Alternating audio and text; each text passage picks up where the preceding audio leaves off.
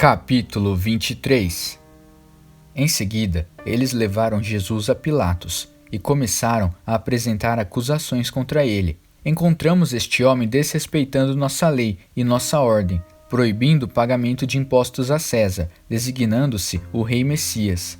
Pilatos perguntou a ele: "É verdade que você é o rei dos judeus?" "Palavras suas, não minhas", respondeu Jesus. Pilatos declarou aos principais sacerdotes e à multidão que os acompanhava: "Não vejo nada de errado aqui. Ele me parece inofensivo." Mas eles estavam irredutíveis. "Ele incita o povo com seu ensino, perturba a paz em toda parte, começando pela Galileia e agora por toda a Judéia. Ele é um homem perigoso, que põe a paz em risco." Quando Pilatos ouviu isso, perguntou: "Quer dizer então que ele é galileu?" Compreendendo que Jesus estava sob a jurisdição de Herodes, passou o bastão para o rei, que estava em Jerusalém naqueles dias. Herodes ficou contente quando Jesus apareceu. Havia muito tempo desejava conhecê-lo, pois tinha ouvido muita coisa a seu respeito e esperava que ele fizesse algo espetacular. Herodes o interrogou demoradamente, mas Jesus não disse uma única palavra. Os principais sacerdotes e líderes religiosos, porém, insistiam em suas espalhafatosas acusações. Profundamente ofendido, Herodes voltou-se contra Jesus. Seus soldados se juntaram a ele, com suas zombarias. Então, o vestiram com uma fantasia de rei e o enviaram de volta a Pilatos. Daquele dia em diante, Herodes e Pilatos se tornaram amigos. Antes mantinham distância um do outro. Pilatos convocou os principais sacerdotes, os líderes e outros judeus, e disse: "Vocês me trouxeram este homem e o acusam de perturbador da paz. Interroguei-o na frente de todos vocês e descobri que a acusação não procede. Herodes também não confirmou nada, porque o enviou de volta para mim sem acusação alguma. Está claro que ele não fez nada de errado, nada que mereça a morte. Vou adverti-lo para tomar cuidado e deixá-lo ir." Nessa hora, a multidão começou a gritar: "Mate-o! Solte Barrabás!" Barrabás havia sido preso por incitar uma rebelião na cidade e também por assassinato. Pilatos ainda queria soltar Jesus e o defendeu, mas eles continuavam a gritar: "Crucifique-o! Crucifique-o!" Pilatos interveio pela terceira vez. "Mas por qual crime? Ele não fez nada que mereça a morte. Vou dar-lhe uma advertência e deixá-lo ir." Mas a turba, furiosa, exigia que ele fosse crucificado. Finalmente, eles o venceram. Pilatos desistiu e cedeu.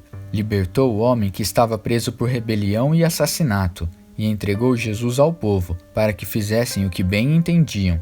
Enquanto o levavam, obrigaram Simão, um homem de Cirene que estava chegando do interior, a carregar a cruz atrás de Jesus. Uma grande multidão os acompanhava e algumas mulheres choravam. Num determinado momento, Jesus virou-se para elas e disse: "Filhas de Jerusalém, não chorem por mim, chorem por vocês mesmas e por seus filhos. Chegará o tempo em que será dito: felizes as mulheres que nunca conceberam, felizes as mulheres que nunca deram à luz, felizes os seios que nunca amamentaram. Elas vão pedir às montanhas: caiam sobre nós, e às colinas: soterre-nos." Se o povo faz essas coisas com uma árvore verde e viva, imaginem o que farão com a madeira seca. 2 outros homens, ambos criminosos, foram levados com ele para execução. Quando chegaram ao lugar chamado Colina da Caveira, eles o crucificaram, e também aos 2 criminosos, um à direita e outro à esquerda. Então Jesus orou: "Pai, perdoa esta gente, eles não sabem o que estão fazendo." Eles dividiram suas roupas com apostas. O povo ficou ali, encarando Jesus, e os líderes zombavam: "Ele salvou os outros, vamos ver se salva a si mesmo, o Messias de Deus, o escolhido." Os soldados também começaram a zombar e deram vinagre para ele beber, dizendo: "Quer dizer que você é o rei dos judeus? Salve-se então." Acima da cabeça dele puseram uma placa: "Este é o rei dos judeus." Um dos criminosos crucificados ao seu lado blasfemava: "Que bela espécie de Messias é você? Salve a você mesmo e a nós também." Mas o outro o censurou: "Você não tem temor de Deus? Está recebendo o mesmo castigo que ele. Nós o merecemos, mas ele não. Ele não fez nada para merecer isto." Então ele disse: "Jesus, lembre-se de mim quando o Senhor entrar no seu reino." Jesus disse: "Pode ter certeza, hoje você irá comigo para o paraíso." Era meio-dia. Toda a terra ficou em trevas, e a escuridão durou 3 horas, uma escuridão total. A cortina do templo partiu-se ao meio, de alto a baixo. Jesus gritou: Pai, entrego minha vida em tuas mãos, e deu o último suspiro.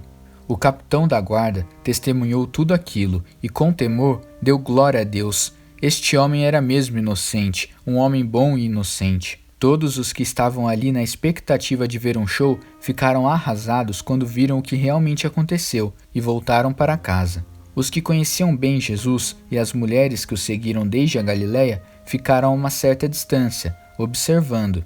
Havia um homem chamado José, membro do concílio judaico, pessoa de bom coração e bom caráter, cuja terra natal era a cidade de Arimateia. Ele não concordava com os planos e com as ações do concílio, e era um dos que aguardavam o reino de Deus. José procurou Pilatos e pediu o corpo de Jesus, que foi enrolado num lençol de linho e posto numa tumba cavada na rocha, que nunca havia sido usada. Isso aconteceu no dia anterior ao sábado, e o sábado estava para começar. As mulheres que vieram com Jesus da Galiléia também acompanharam esses procedimentos. Elas viram a tumba onde o corpo de Jesus foi posto e voltaram para preparar as especiarias e os bálsamos para o sepultamento, mas descansaram no sábado, conforme o mandamento. Capítulo 24. Nas primeiras horas do domingo, as mulheres foram à tumba, levaram as especiarias que haviam preparado para o sepultamento, encontraram a pedra da entrada da tumba fora do lugar e entraram, mas não encontraram o corpo de Jesus lá dentro. Confusas, tentavam imaginar o que teria acontecido. Então, de repente, 2 homens com luzes brilhando ao redor apareceram ali. Elas ficaram apavoradas e se curvaram em reverência. Os homens disseram: Por que vocês estão procurando aqui aquele que está vivo? Ele não está aqui, mas ressuscitou. Lembrem-se do que ele disse quando ainda estava na Galiléia, que tinha de ser entregue aos pecadores, ser morto numa cruz e ressuscitar no 3º dia. Então, elas se lembraram das palavras de Jesus. Deixaram o túmulo e contaram tudo aos 11 e aos demais. Maria Madalena, Joana, Maria, mãe de Tiago, e as outras mulheres que estavam com elas relataram os fatos aos apóstolos, mas eles não acreditaram numa só palavra que disseram, achando que era coisa da cabeça das mulheres. Mas Pedro correu até a tumba, olhou para dentro e viu apenas alguns lençóis, nada mais. Abalado e admirado, ele voltou balançando a cabeça. Naquele mesmo dia, 2 discípulos caminhavam em direção à cidade de Emaús, a uns 10 quilômetros de Jerusalém. Eles conversavam a respeito de todas as coisas que aconteceram.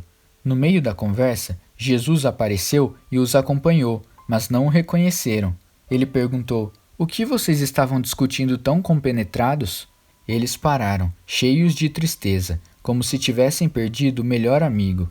Um deles, chamado Cleopas, respondeu: Você deve ser a única pessoa de Jerusalém que não sabe o que aconteceu nos últimos dias. Ele perguntou: E o que foi? Eles disseram: As coisas que aconteceram a Jesus, o Nazareno. Ele era um homem de Deus, um profeta, que falava e fazia como ninguém.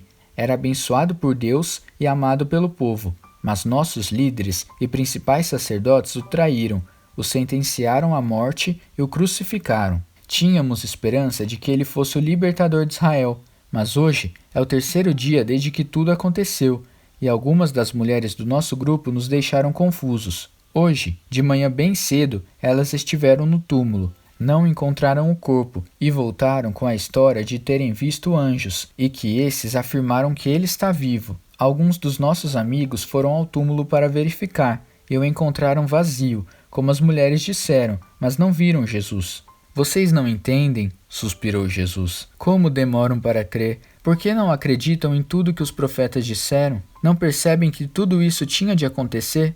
Que o Messias tinha de sofrer antes de entrar na glória? Então, ele começou do princípio, com os livros de Moisés, e percorreu todos os profetas, explicando tudo o que as Escrituras diziam a respeito dele.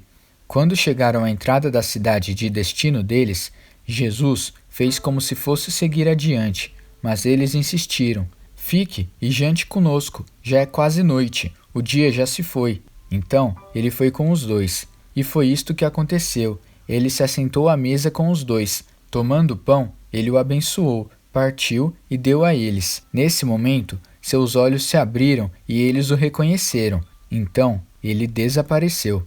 Impressionados, comentavam: Não sentíamos um fogo enquanto ele conversava conosco no caminho, enquanto nos explicava as Escrituras?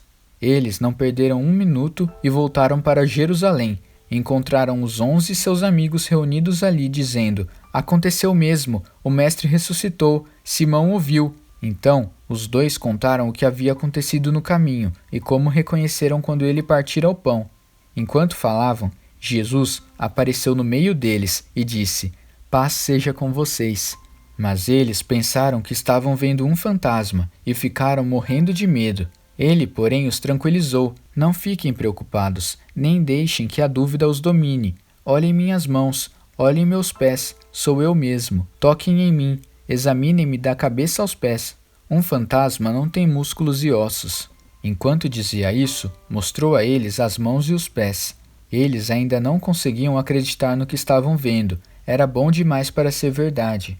Ele perguntou: Vocês têm comida aqui? Eles trouxeram peixe que haviam assado, e ele comeu o peixe na presença de todos. Em seguida, ele declarou: Tudo o que eu disse enquanto estava com vocês confirma todas as coisas escritas a meu respeito na lei de Moisés, nos profetas e nos salmos. Tinham de se cumprir. Ele continuou a abrir o entendimento deles com relação à palavra de Deus, mostrando como se devia interpretar a Bíblia. Vocês podem ver agora que está escrito que o Messias sofreria e se levantaria dentre os mortos no terceiro dia, e uma mudança radical de vida, por meio do perdão de pecados, é proclamada em seu nome a todas as nações, começando aqui, em Jerusalém. Vocês são os primeiros a ouvir e ver tudo. Vocês são as testemunhas. O que virá depois é muito importante. Enviarei o que meu Pai prometeu a vocês. Então, permaneçam na cidade até que recebam, até que sejam capacitados com o poder que vem do alto. Depois, ele os levou para fora da cidade, até perto de Betânia. Levantando as mãos, abençoou-os e enquanto os abençoava foi levado aos céus. Eles se ajoelharam, adorando-o. Voltaram para Jerusalém explodindo de alegria e passavam todo o tempo no templo, louvando a Deus. Amém.